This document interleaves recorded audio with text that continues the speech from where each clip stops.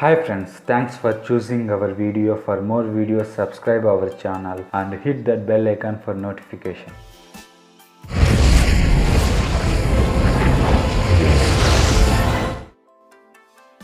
Right from the very beginning, Avengers Infinity War established who's boss. Thanos started off with his monologue, and we knew he was the real deal. That's because he had wrecked the Asgardian vessel, laid waste to everyone and everything. We didn't even realize that among all the rubble was Thor, lying right beneath Thanos. He had clearly taken a beating, and in came Hulk as Thor's last line of defense.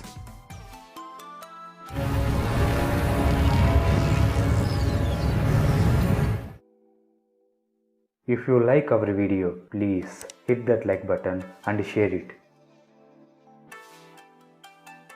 Hulk was really smashing Thanos, but as it turned out, Thanos was just letting Hulk unleash a bit of his rage to check the limit of his strength. The Titan soon broke out of Hulk's chokehold. What next? Hulk got the beating of his lifetime in less than 30 seconds. It was crazy. That was the moment we knew that Thanos isn't someone to be trifled with.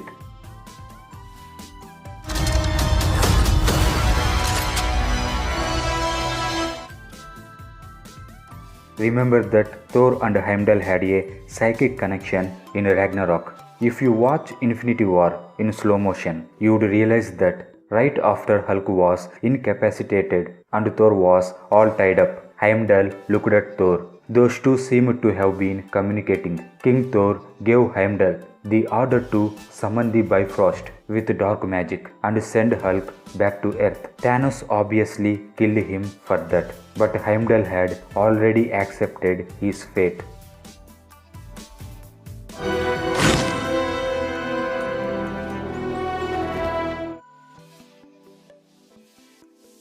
Back on Earth, Hulk had landed in New York. Upon his landing, he had turned back into Bruce Banner, and his first words were, "Thanos is coming." This was a movement that was stripped straight out of the comics. Marvel does this quite often. They take certain iconic shots and then bring them to life on the big screen in the best way possible. The snap in Infinity War, Cap and Tony going at each other in Civil War, Hawkeye shooting an arrow with Ant-Man on it, Hulk holding up a big clock to save Rhodey and Rocket, Spider-Man lifting debris with his body, and the list could go on and on. All these moments were taken right from the comics. They were all beautifully crafted. In time, you will know what it's like to lose.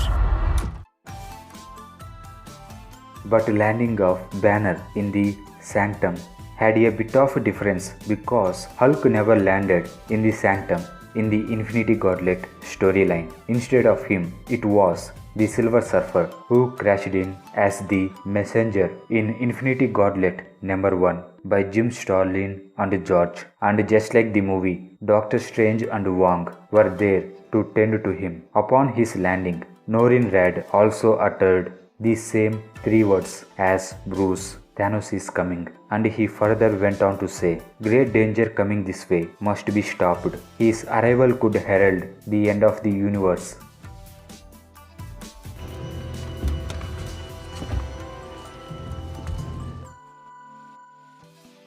This movement was recreated to pay homage to Infinity Gauntlet, the story that Avengers Infinity War and Avengers Endgame were loosely based on.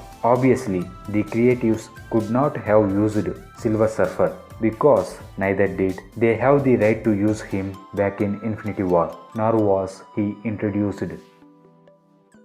Let's take cover. We're not the only ones in 2014. In the original draft of Infinity War, it would have been Nova who would have crashed into the Sanctum. Instead of the Hulk, he would have arrived after Thanos would have wrecked Xandar. But writers Christopher and Stephen thought that it would not be okay to add a major character like Nova into the story, which is supposed to be part 1 of the finale event for many of the existing characters. So they switched it up and worked things in a way that made Banner as the warning signal, and it all worked out pretty well.